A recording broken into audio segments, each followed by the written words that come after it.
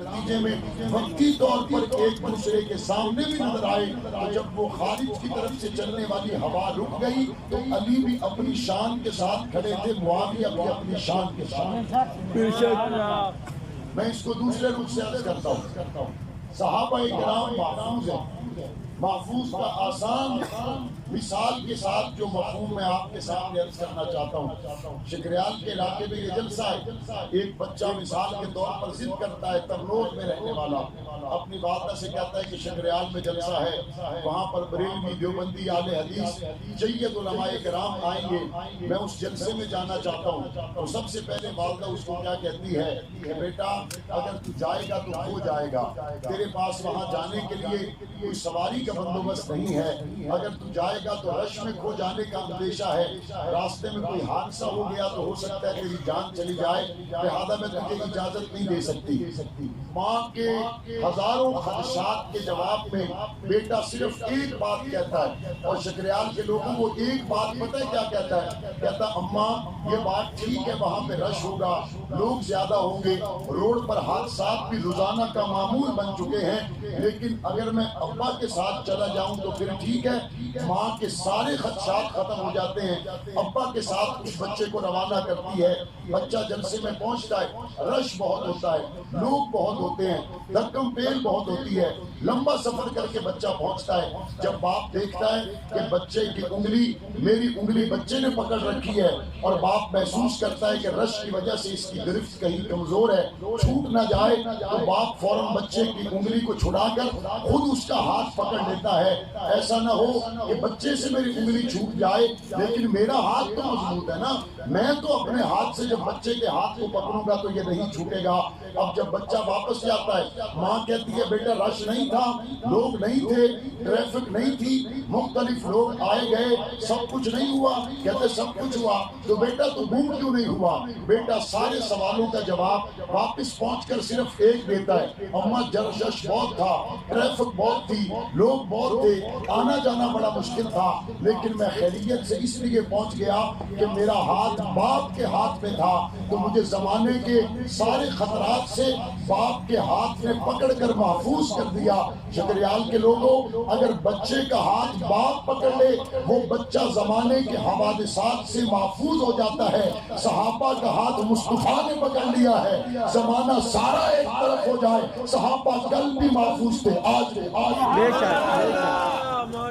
جب میرے نبی نے صحابہ کا ہاتھ پکڑا ہوا ہے، جب میرے نبی نے ان کی تربیت کی ہے، پھر سوال ہی پیدا نہیں ہوتا۔ صحابہ لمحہ بھر کے لیے بھی ڈگمگا جائیں، جہاں پہ کسی کی تربیت تبلیغی جماعت میں 4 مہینے لگا کے ہو جائے، جہاں پہ کسی کی تربیت کسی اللہ والے کی خانقاہ میں بیٹھ کر چلا لگانے سے ہو جائے، جہاں پہ کسی کو اپنے پیر کی امام کی صحبت مل جائے، مدرسہ میں 8 سال پڑھے، تو وہ امریکہ اور یورپ میں جا کے ڈگمگاتا نہیں ہے۔ وہ جنہوں نے نماز مصطفیٰ کے پیچھے پڑھی ہو، جنہوں نے حج مصطفیٰ کے ساتھ کیا ہو، جنہوں نے عمرہ اور طواف پیغمبر کو دیکھ دیکھ کر کیا ہو، جنہوں نے پاک پیغمبر کی زیارت کی ہو، زمانہ 1000 مرتبہ اپنی جگہ پہ گردش کر سکتا ہے، لیکن جن کو مصطفیٰ نے تیار کیا وہ اپنے عزم سے پھر نہیں سکتا۔ بے شک بے شک۔ اس لیے انبیاء معصوم اور صحابہ کرام محفوظ ہیں۔ ایک طبقہ ہے جس کا یہ عقیدہ ہے کہ انبیاء معصوم، حضور علیہ السلام معصوم، لیکن اس طبقے کا عقیدہ یہ ہے کہ حضور علیہ السلام کے بعد بھی معصومیت کا دروازہ کھلا ہوا ہے۔ اگر آپ کو صرف معصوم کے لفظ سے یہ لگتا ہے کہ صرف یہاں پر بات ختم ہو گئی کہ حضور کے بعد نبوت اور رسالت کا دروازہ بند ہے، لیکن معصومیت کا دروازہ کھلا ہوا ہے، آپ تھوڑا قریب ہو کر دیکھیں، اس نے صرف معصومیت کے دروازے کو کھلا نہیں رکھا، بلکہ اس نے ساتھ یہ بھی کہا کہ حضور کے بعد مزید معصوم بھی ہیں، اور حضور کے بعد جبرائیل علیہ السلام اسی طرح وحی لے کر بھی آتے ہیں جس طرح حضور علیہ السلام پر آتے تھے، اور حضور کے بعد جو معصوم ہیں جن پر جبرائیل وحی لے کے آتے ہیں، ان کا اختیار نبی سے بھی زیادہ ہے کہ نبی حلال کو حرام نہیں کر سکتا، حرام کو حلال نہیں کر سکتا، لیکن یہ جو معصوم حضور کے بعد آئے جن پہ وحی بھی آتی ہے، یہ حلال کو حرام بھی کر سکتے ہیں، حرام کو حلال بھی کر سکتے ہیں۔ نام بدل دیا، وحی کا عقیدہ قائم رکھا، نام نظام بدل دیا، لیکن حلال اور حرام کا اختیار دے کر ان کا اختیار انبیاء سے بھی اوپر کیا، بلکہ کھل کر اپنی محفل میں علل اعلان کہا کہ ہم حضرت علی کو تمام انبیاء سے افضل مانتے ہیں۔ میں اس طرف کی بات یوں سمجھانا چاہتا ہوں، اگر کوئی مسلمان یہ کہتا ہے ہم حضرت ابو بکر صدیق کو تمام انبیاء سے افضل مانتے ہیں، ابو بکر تمام انبیاء کے بعد امت کے سب سے بڑے امام ہیں، لیکن اگر کسی کا یہ عقیدہ ہو ابو بکر تمام انبیاء سے افضل ہے، یہ کہنے کے بعد وہ شخص امت کا فرد نہیں رہتا۔ بے شک بے شک۔ اگر کوئی شخص یہ کہتا ہے حضرت عمر فاروق تمام انبیاء سے افضل ہیں،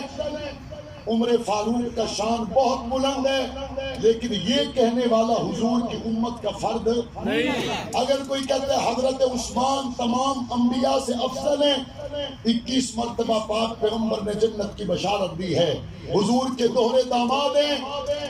لیکن اگر کوئی کہتا ہے عثمان کا مقام اور مرتبہ انبیاء سے بلند ہیں تو وہ اس امت کا فرد نہیں ہے۔ اور اگر کوئی کہتا ہے حضرت علی المرتضی رضی اللہ تعالیٰ عنہ، ان کا اپنا شان تو کتنا بلند ہے، ان کے تو بیٹے بھی جنتی جوانوں کے سردار ہیں، ان کی تو بیوی بھی جنتی عورتوں کی سردار ہے جن کو پیغمبر نے اپنا بھائی کہا۔ اگر کوئی کہتا ہے کہ حضور علیہ السلام کے بعد حضرت علی المرتضی تمام انبیاء سے افضل ہیں تو وہ اس امت کا فرد رہتا نہیں ہے۔ اگلی بات، اس نے اپنے عقیدے کے مطابق یہ بات بھی مشہور کر رکھی ہے، کتابوں میں موجود ہے کہ جناب معصوم کی بات کو ماننا لازم، اگر نہ مانو تو مسلمان نہیں رہتے۔ یہ اس نے اپنی دنیا میں ایک بات کہی ہے، میں اس کی دنیا کی جانب جو کھلنے والا دروازہ ہے، جس دروازے کو حق نواز کہا جاتا ہے، جہاں سے لوگوں کو نظر آتا ہے، کئی مرتبہ ایسا ہوتا ہے نا کہ فلیٹ کا ایک دروازہ ہوتا ہے، کھڑکی ہوتی ہے،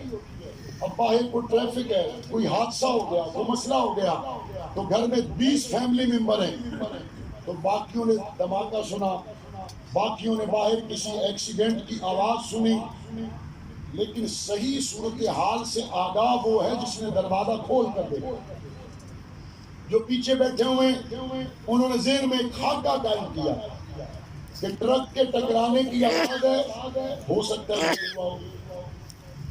دھواں نظر آ رہا ہے، ہو سکتا ہے ایک دکان جلی ہو، خدا نخواستہ دھماکہ ہوا ہے، ٹرانسفارمر پھٹا ہو، لیکن جس نے سننے کے ساتھ دروازہ کھول کر دیکھ لیا، اب اس سے جو حالات اس کو نظر آئے، جتنا یہ حالات سے آگاہ ہے اتنا پیچھے والے نہیں ہیں۔ اس لیے ہم سب کو دعوت فکر دیتے ہیں، اگر آپ کو باہر ہونے والی کارروائی میں کوئی شبہ ہے تو ایک دروازہ ہے جس کا نام ہے حق نواز، آؤ تمہیں کھول کے دکھاتے ہوا کیا، آؤ تمہیں کھول کے دکھاتے ہیں۔ علم الیقین بھی کر لو، عین الیقین بھی کر لو، حق الیقین بھی کر لو، اور دروازہ کھول کر دیکھو حضور علیہ السلام کی ختم نبوت کا انکار کیا جا رہا ہے۔ دروازہ کھول کر دیکھو امت کو جدا کیا جا رہا ہے۔ دروازہ کھول کر دیکھو اسلام کے نام پر کفر بیچا جا رہا ہے۔ دروازہ کھول کر دیکھو شہد کے نام پر زہر بیچا جا رہا ہے۔ دروازہ کھول کر دیکھو بکرے کے نام پر خنزیر فروخت کیا جا رہا ہے۔ جس کو نہیں پتا اس کی اپنی بات ہے، لیکن جس کو پتا چل گیا اب وہ زہر شہد کے نام پر پینے کے لیے تیار نہیں ہے۔ اور الحمدللہ وقت گزرا ہے، بہت زیادہ بھی نہیں گزرا، لیکن یہ ہے کہ ہر کسی نے اس دروازے سے جھانک کر دیکھا ضرور ہے۔ ہاں ایک وقت تھا جب صرف دروازے سے دیکھا جا سکتا تھا، بعد میں وقت بدلا تو وہ ساری کارروائی، کسی نے کہا فیس بک پہ لائیو چلا دو، کسی نے کہا یہ سارا حادثہ یوٹیوب پر لائیو چلا دو، کسی نے کہا یہ ساری کارروائی سوشل میڈیا پر چلا دو، واٹس ایپ پر چلا دو، فیس بک پر چلا دو۔ جب ہم نے کھڑکی سے دیکھ کر ساری کارروائی بارے آگاہ کیا، کسی نے صحیح سمجھا، کسی نے نہ سمجھا، لیکن جب علل اعلان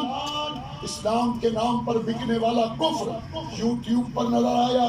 سوشل میڈیا پر نظر آیا، اور اس کے بعد وہ کارروائی کرنے والوں کو احساس ہوا، پہلے دروازے سے دیکھا جا